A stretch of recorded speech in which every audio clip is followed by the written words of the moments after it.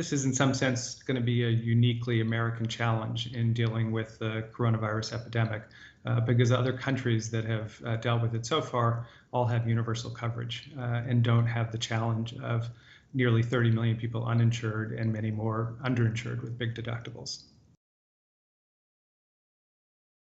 Yeah, I mean, it's very early in this epidemic still, so we don't know exactly what the costs are going to be to treat people. But based on similar conditions, particularly people with pneumonia with major complications, the average cost could top $20,000 for someone who needs hospital care.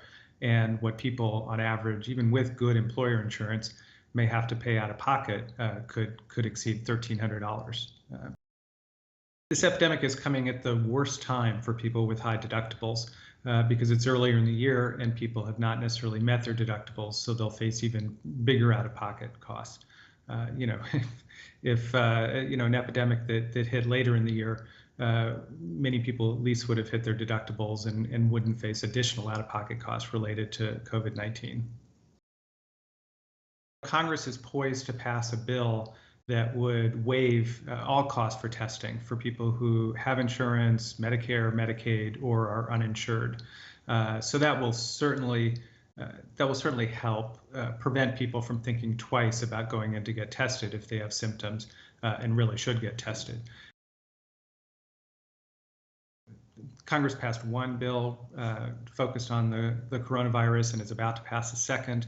And I think debate is quickly going to move on to a third bill, which will very likely include discussion of how to offset the cost of treating coronavirus, particularly for patients who face big out-of-pocket costs.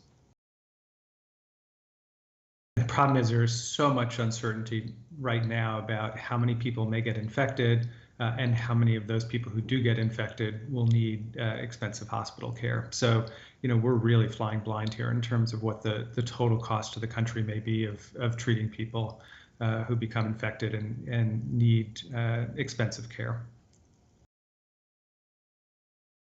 I know there are concerns about what effect this might have on insurers' finances and whether they can withstand this.